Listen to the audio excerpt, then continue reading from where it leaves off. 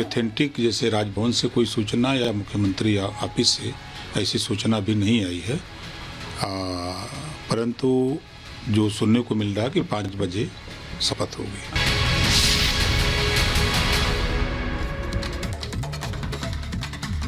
नमस्कार, बहुत बहुत स्वागत है। मैं अमित सिंह, आप देख रहे हैं देश का number 1 news channel Republic Bharat. Uttar Pradesh की सियासत से बड़ी खबर है। जी हां, आज मंत्रिमंडल विस्तार है। योगी आदित्यनाथ के मंत्रिपरिषद का 4 नए मंत्री शपथ ले सकते हैं। इस वक्त की बड़ी खबर आपको बताएं, और जिन नामों की चर्चा है उनमें ओपी राजभर, अनिल कुमार, सीएम से मुलाकात उन्होंने की है, दारा सिंह चौहान और सुनील शर्मा भी मिले हैं। यूपी में आज 4 विधायक मंत्री पद की शपथ ले सकते हैं, और ये चारों जो विधायक हैं इन्होंने मुख्यमंत्री योगी आदित्यनाथ से मुलाकात की है। दारा सिंह चौहान, सुनील शर्मा, अनिल कुमार और ओपी राजभर, ये 4 बड़े नाम हैं जिन्होंने कुछ वक्त पहले सूबे के मुख्यमंत्री योगी आदित्यनाथ से मुलाकात की है। और अब देखने वाली बात है कि मंत्रिमंडल विस्तार में जिन 4 नामों की चर्चा हम कर रहे हैं, क्या वो मंत्री पद की शपथ लेते हैं। लेकिन जो 4 प्रमुख नाम इस वक्त जिनकी चर्चा हो रही सलोनी, उनमें ओपी राजभर, अनिल कुमार जैसे लोग शामिल हैं। और हमारे साथ हमारे सहयोगी राघवेंद्र सीधे जुड़ रहे हैं, उनका रुख कर लेते हैं। राघवेंद्र, अब समय बहुत कम बचा है, इस वक्त क्या अपडेट मिल रहा है आपको? किस तरह की हलचल आप लखनऊ में देख रहे हैं?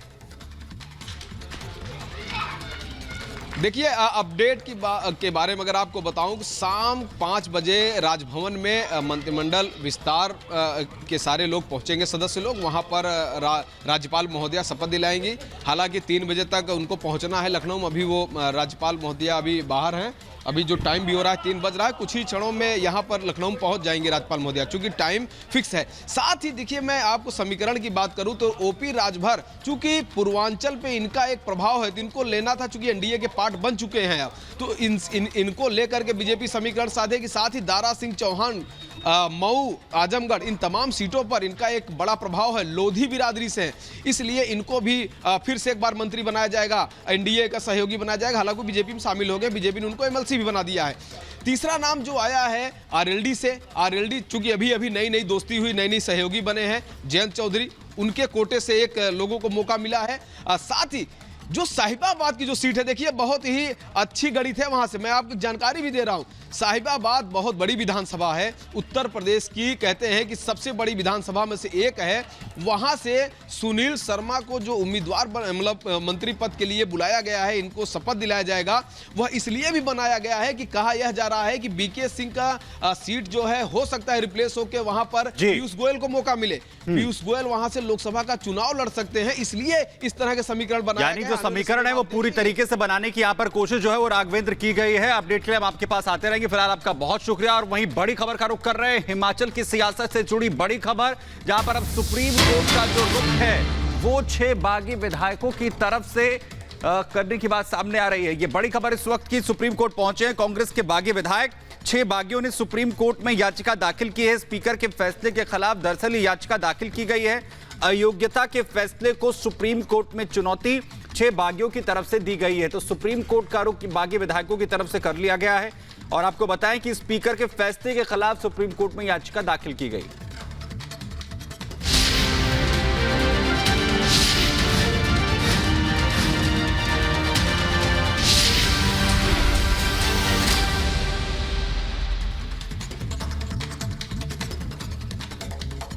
और चलिए आगे बढ़ते हैं। इंडी गठबंधन अयोध्या में बने भव्य मंदिर को पचा नहीं पा रहा है। यही वजह है कि पीएम मोदी का विरोध करते करते सनातन का अपमान करने लगते हैं। ऐसे ही कांग्रेस नेता राहुल गांधी ने सनातन पर एक बार फिर विवादित बयान दे दिया है। स्पेशल रिपोर्ट आपको दिखाते हैं। जय श्री राम बोलो और भूखे मर जाओ। जो भी राहुल गांधी कह रहे हैं, उनको वास्तविक तौर पर सिर्फ वोट बैंक की राजनीति करना चाह रहे हैं, हिंदुओं का अपमान करके। जब पूरा देश राममय हो चुका है, पूरे देश में राम लहर चल रही है, हर गली, मोहल्ले, चौक चौराहों पर भगवा लहरा रहा है, अयोध्या में भक्तों की भीड़ कम होने का नाम नहीं ले रही है। ऐसे में कांग्रेस के युवराज परिवारवाद के नशे में ऐसा चूर हैं कि उनके लिए जनता और सनातन का सम्मान मायने ही नहीं रखता। इसलिए वो भरी भीड़ में भगवान श्री राम का अपमान कर रहे हैं। मोदी जी चाहते हैं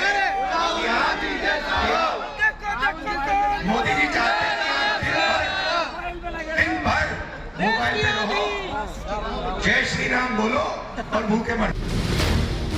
हालांकि वहां मौजूद जनता ने राहुल गांधी को ऑन द स्पॉट जवाब दे दिया और कहा कि ऐसा नहीं है, आप ठीक नहीं बोल रहे हैं। और इसमें आपकी जरूरत होगी। मोदी जी ये नहीं चाहते, मोदी जी ये नहीं चाहते, मोदी जी नहीं चाहते, मोदी जी नहीं चाहते। हालांकि ये पहली बार नहीं है जब कांग्रेस के युवराज ने देश की जनता और सनातन का अपमान किया हो। इससे पहले भोले की भक्ति में झूमने वाली काशी के लोगों को राहुल गांधी ने शराबी बता दिया था। जिस काशी के हर कण में शंकर विराजते हो, राहुल ने उस पावन धरा का अपमान करने में कोई कसर नहीं छोड़ी थी।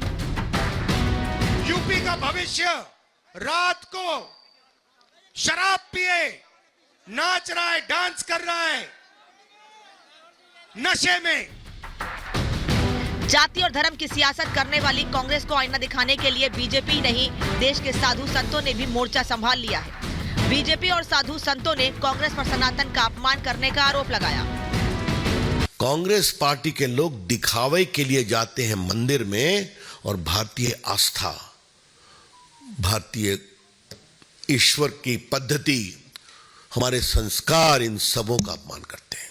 इसलिए ये इंडिया गठबंधन या तो भारत के आस्था, संस्कार, संस्कृति, सनातन के अपमान पर चुप रहता है, मौन स्वीकृति या बोलने की हिम्मत नहीं कर पाता, क्योंकि चुनाव जीतना जरूरी है। जो भी राहुल गांधी कह रहे हैं उनको वास्तविक तौर पर सिर्फ वोट बैंक की राजनीति करना चाह रहे हैं, हिंदुओं का अपमान करके। जिस प्रकार से केवल मुस्लिम तुष्टीकरण, मुस्लिमों का वोट चाहिए, उनको पता है हिंदू इनको वोट देने वाले नहीं, जो राम का नहीं, हिंदू साफ साफ कहते हैं वो किसी काम का नहीं। चुनाव में राहुल गांधी हर बार नया चोला ओढ़ते हैं, लेकिन इस बार राहुल को वो भी ध्यान नहीं रहा। अब सीधे सीधे भगवान राम के अपमान पर उतर आए हैं। लेकिन इस रेस में राहुल अकेले नहीं है, बल्कि इंडी गठबंधन की पूरी फौज उनके पीछे खड़ी है और सनातन का बार बार अपमान कर रही है। बड़ा सवाल यह है कि क्या सनातन के विरोध और अपशब्दों से 24 का चुनाव जीतेंगे?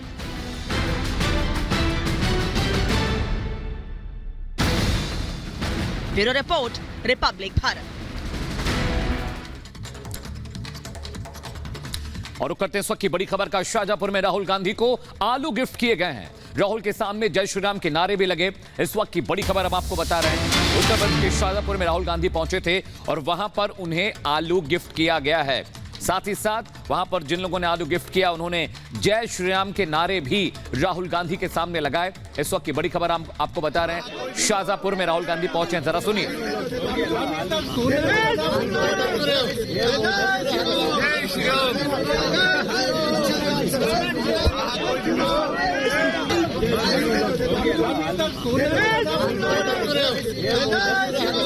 श्री राम।